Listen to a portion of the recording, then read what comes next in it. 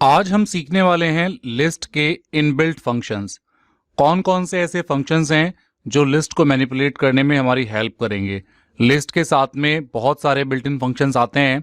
आइए one by one उन built in functions की प्रैक्टिसेस देखते हैं, कैसे वो काम करेंगे और फिर लिस्ट के मेन ऑपरेशंस पार्ट की ओर आगे बढ़ेंगे। यहाँ पर ये प्रोग्राम 1 है, लिस्ट के बिल्ट इन फंक्शंस की कुछ लिस्ट है।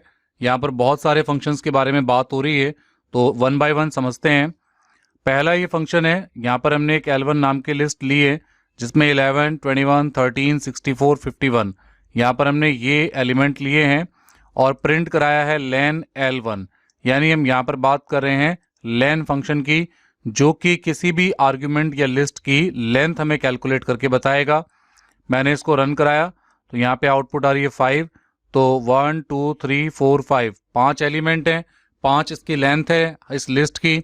तो यहाँ पर len फंक्शन जिसका काम होता है लेंथ कैलकुलेट करना। ऐसे ही यहाँ पर हमने लिखा L1 equals to list hello, तो यहाँ पर हमने लिखा प्रिंट टाइप L1। ये यहाँ पर टाइप फंक्शन की बात हो रही है। The list method returns a list created from the past argument. तो यहाँ पर दो फंक्शन है, एक ये लिस्ट फंक्शन है जिसने किसी भी सीक्वेंस को, किसी भी स्ट्रिंग को लिस्ट में कन्वर्ट किया, और यहाँ पर ये टाइप फंक्शन है जो बिल्ट इन फंक्शन है, जो बता रहा है कि ये जो वेरिएबल है जिसका हम L1 की बात कर रहे हैं ये लिस्ट टाइप का वेरिएबल है। तो यहाँ पे दोनों चीज़ें हो रही हैं। लिस्ट फंक्शन है जो आपके हेलो नाम की स्ट्रिंग को एक लिस्ट में कन्वर्ट कर रहा है, ये एक टपल हो गई है, और यहाँ पर टाइप भी दिखा रहा है, तो टाइप फंक्शन है जो आपका टाइप दिखाने का काम करता है। ऐसे ही अगला फंक्शन है L1.index85। अब ये जो इंडेक्स फंक्शन है इसका काम होता है कि एलिमेंट आप डालिए, ये एलिमेंट को डालने के बाद इंडेक्स वैल्यू को फाइंड करता है।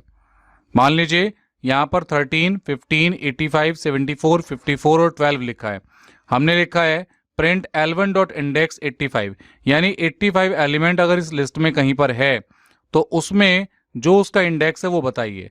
तो यहाँ पर इंडेक्स वैल्यू 2 आ रही है क्योंकि 13 का जो इंडेक्स है वो 0 है, 15 का इंडेक्स 1 है और 85 का इंडेक्स 2 है। ऐसे ही यहाँ पर सॉर्ट फंक्शन है। L1 में 13, 15, 85 कुछ एलिमेंट लिए हैं, और अगर आप सिंपल L1 डॉट शॉर्ट लिखते हैं और ब्रैकेट लगाते हैं और फिर जब आप अपनी लिस्ट को प्रिंट करेंगे तो ये लिस्ट एक असेंडिंग ऑर्डर में यहाँ पर शॉर्ट हो जाएगी। ऐसे ही नंबर्स को शॉर्ट किया है, ऐसे ही आप स्ट्रिंग को भी शॉर्ट कर सकते हैं।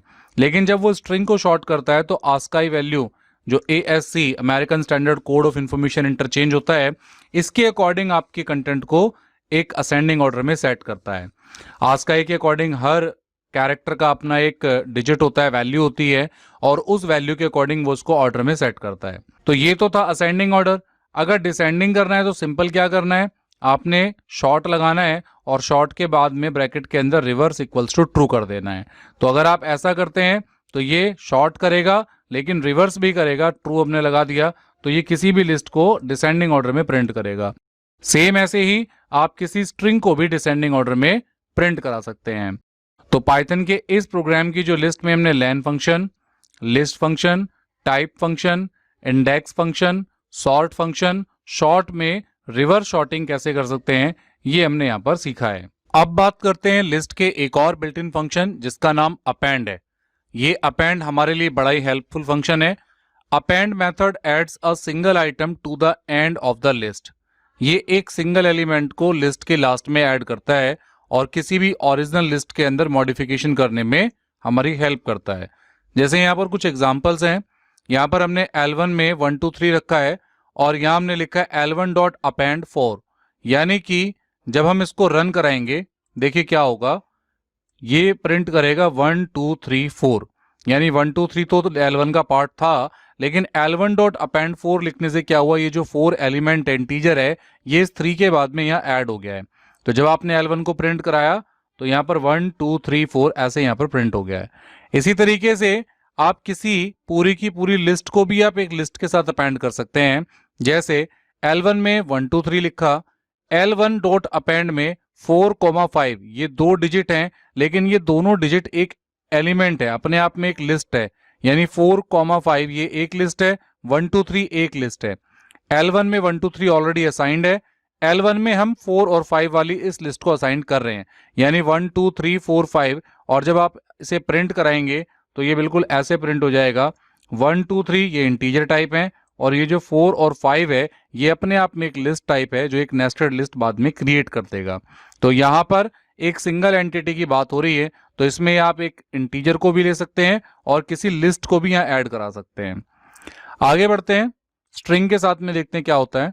L1 में हमने रेड ग्रीन येलो रखा, ब्लू को इसमें ऐड किया, तो इसने रेड ग्रीन येलो ब्लू को लास्ट में ऐड कर दिया। अब यहाँ पर एक प्रोग्राम है, इस प्रोग्राम को देख के हम कुछ समझते हैं। जैसे write a program to find the second largest element in a list num. तो यहाँ पर अगर सेकंड लार्जेस्ट एलिमेंट हमें निकालना है कोई लिस्ट में, हम यहाँ कुछ भी टाइप करते हैं, जैसे enter the number of elements in list. मैंने कहा यहाँ पे मुझे 3 आइटम डालने हैं, 3 नंबर डालने हैं। पहला मैंने डाला 1, फिर डाला 2, फिर डाला मैंने 3।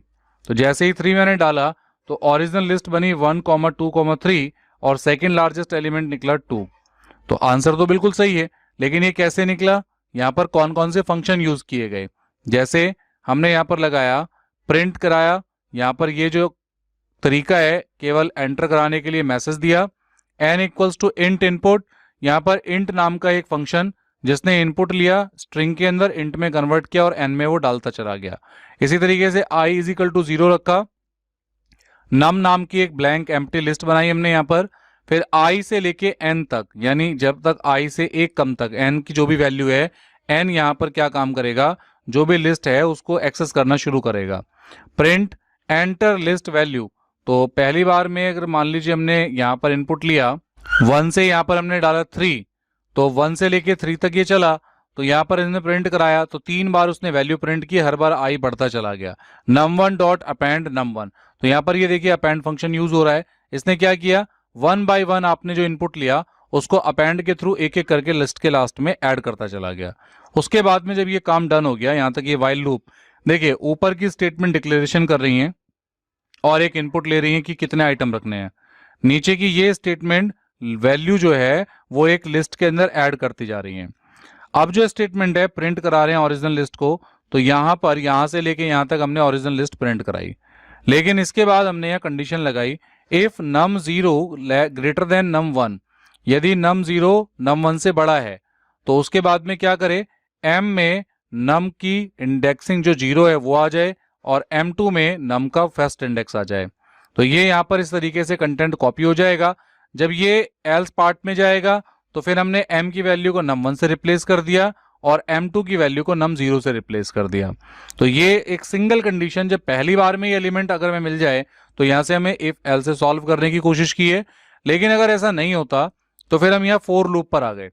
फॉर x इन num2, तो x हमारा कंट्रोल वेरिएबल है और ये num का जो आपका एक लिस्ट है वो सेकंड इंडेक्स से शुरू होगी और लास्ट तक चलेगी। कहाँ तक चलेगी? जो भी उसकी लास्ट इंडेक्स का जो भी एलिमेंट होगा वहां तक वो चलेगा। If x greater than m2, तो यहाँ पर हमने चेक किया कि क्या वो वैल्यू m2 से बड़ी है। तो इस तरीके से हमने क्या किया, यहाँ पे वैल्यूज को एक दूसरे वेरिएबल में ट्रांसफर किया और यहाँ पे हमने निकाल लिया the second largest element in the list is m2। तो आपको यहाँ पर अपेंड फंक्शन के बारे में बताया गया है। एक्चुअल में ये प्रोग्राम तो हमारा पुराना है, लेकिन इस प्रोग्राम में अपेंड कैसे यूज किया गया यहाँ पर ये बताने की कोशिश की गई है। तो यहाँ पर हमने अपेंड फंक्शन देखा और लिस्ट के और भी पीछे भी हमने कुछ फंक्शन सीखे हैं। अगले पार्ट में हम लिस्ट के और बिल्ट इन फंक्शंस के बारे में बात करेंगे।